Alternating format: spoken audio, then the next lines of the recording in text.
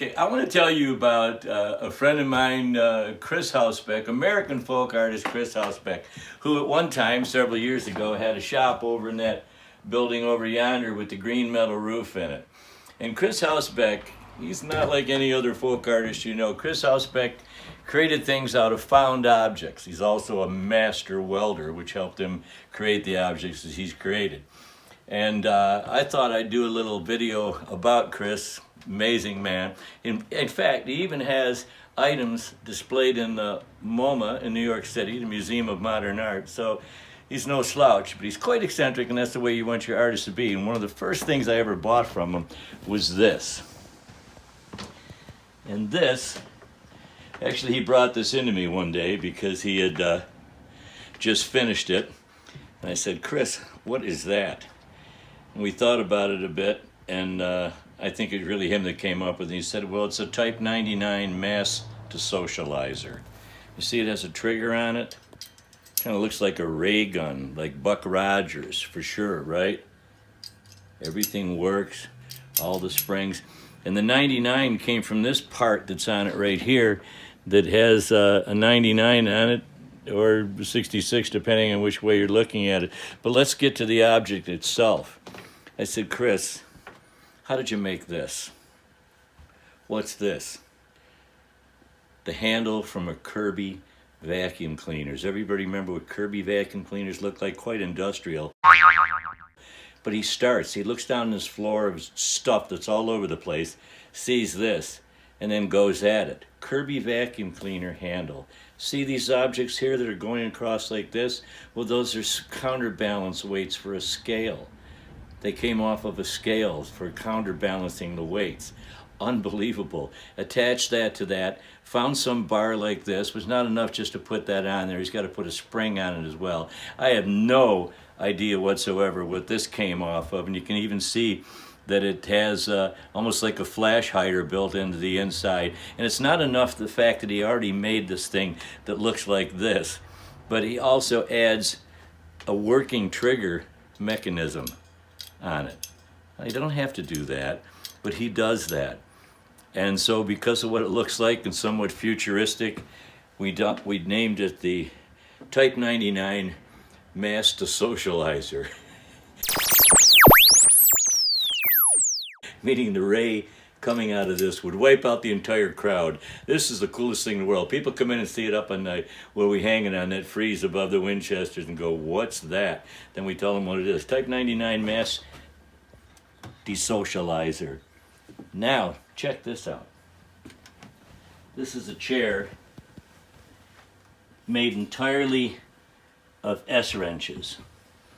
Now, to my knowledge, Chris made 4 of these. I went over one day and saw him working, and what he does, he literally, actually where he got all his working materials, in this case, he went to the scrapyard. People were taking things in for scrap like crazy. Chris is going in and buying the things back from the scrapyard, and these are all, you see, S-wrenches. Not just your regular wrench, but S-wrenches. Look at this. Now, I think there's only 4 of these in existence, and naturally all 4 of them are different. The first one I saw that I wish I would have purchased from him, it was an armchair. So he even had S-wrenches coming up in the form of an armchair, and you can see the legs. He was back home here a year or 2 back and whatnot, came with a big truck to pick up stuff he had in storage, had a girlfriend with him, and that's the only phone number I have to reach him on. But he is unique, and so is this chair. Now, at the time that I purchased this, it was somewhere around $500, but as Chris has grown and done more items for various people, he worked in New York for a while, then he went down to Florida. I think he's in Florida now. But because of his exhibitions in the MoMA and other places, his work has increased greatly. And these chairs right now, they're probably in the thousands of dollars.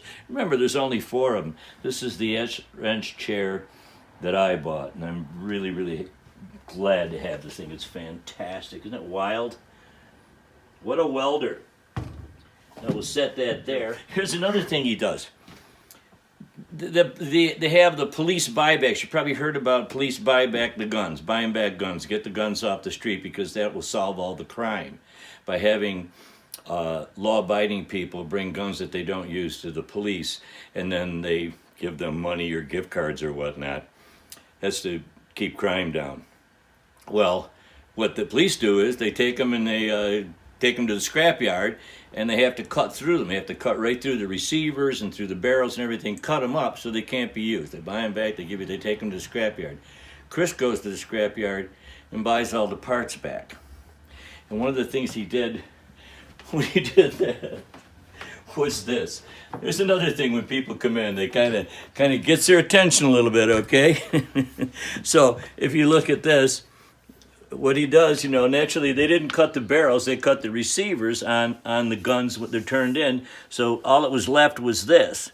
Chris goes in and buys all the parts, takes barrels that were scrapped, and then welds them into this frame, and then creates this insanity right here. You can see the hammer and the break open part is still on it. The original wooden stock is still here, and then embellishes it this way with this feathered effect.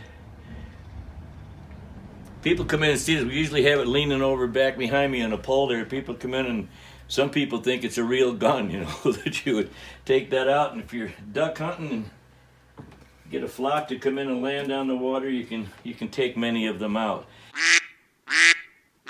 And then I can't describe his mind, how he works and whatnot. Chris looks at a saw one day, the region of New York State that we live in. So he looks at an old handsaw, takes his plasma cutter, and creates this. Is that amazing? It's wonderful. So this was the first one of these that he made. I went over promptly and saw it. And he would never give me a price. I go over, Chris, how much is the saw? He says, well, I'm going to put it on eBay. I said, well, I'm standing right here, Chris. What are you going to put it on eBay? Just shoot me a price. And he did, and I bought it. Right? I go over there 2 or 3 days later, the shop over across the road, and he's got another saw, and he has it turned like this. And in this part, he's cut a tree trunk and limbs, and this part here is a horned owl body in a tree. Now that's the mind of a genius. Great stuff. Also, isn't that neat? You can still saw with it too if you choose. Chris Hausbeck. And finally, on the front of the building, when you drive by once in a while, people might see it, on the front of the building is what Chris made to look like an old trade sign. Trade signs were signs that were hung off the front of jewelers, butchers, whatever trade you had, blacksmiths, and they would make a replica. In our case, it's a replica of an old Colt percussion revolver. Well, Chris looked around, found various scrap pieces they could make the grips out of and so on. Welded the whole thing up, brought it over. Fantastic. It's been hanging on the front of our building probably for going on 10 years. So here's some stuff that I have from American folk artist Chris Hausbeck.